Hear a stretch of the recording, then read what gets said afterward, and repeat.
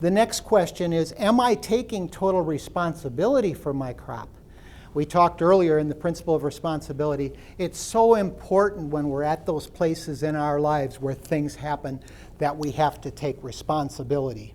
Dr. Phil, who is the unofficial psychologist of the Peanut Butter Promise, I like what he says. There may have been some things that happened to you in the past that caused some disruption in your life, and they're not fair. They are not fair. But he says, look, you are 100% not responsible for what happened to you, but you are 100% responsible for from here on, for moving forward. And that means if, as Charlene said, if your watch needs to be fixed, if you have some things.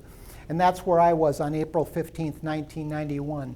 There were other people I could have blamed, but what good does the blame game do, right? So we need to take total responsibility for our crop. The next thing is, what kind of seed am I planting in my field? There's so much stimuli coming at us. There's so much media, so many things coming in. And as we talked about, the law of belief, we take what comes in, and then we have our beliefs, and then we have actions. And it's so important for us to be planting good seed into our field. Who are we listening to? What am I watching? These things will have an incredible effect on what's going on. And of course, as we were just talking about, with the seed needs to come good fertilizer as well. We do need to cultivate for those weeds. We do need to spray. We do need to get rid of the rocks in our field. The next question is, do I have the right people helping me with my crop? We cannot emphasize enough that we have to have the right people. We're never going to have the right people, the total right people, the right Peanut Butter Promise partners. But we do need to evaluate, are the people working on my farm, are they taking me closer to the fulfillment of my promise or further away? So 3 good questions sometimes. Who do I have around me? What are they making me think? Are they hurting what I'm doing? Are they encouraging people? Are they discouraging? And find out if there are some people, unfortunately, who need to be culled from the farm. Every once in a while, Pop would say, wow, this cow here isn't cutting the mustard here, and down to the Eden meat market she went. So look around and find out if there's some people that need to be not only maybe eliminated from the farm, but some new hired help that needs to come in. And we all need a target to shoot at. And one of Pop's goals was, will you help me be able to die in my home? He said that to Charlene one time. That was years ago. And on October the 7th, 2019, we were at his bedside. And Pop's watch was about ready to stop running.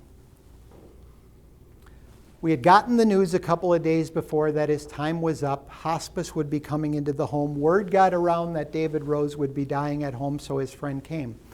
But 2 or 3 days before that, as Pop was laying on his back, he said, Steve, I got a question for you. Yep, Pop.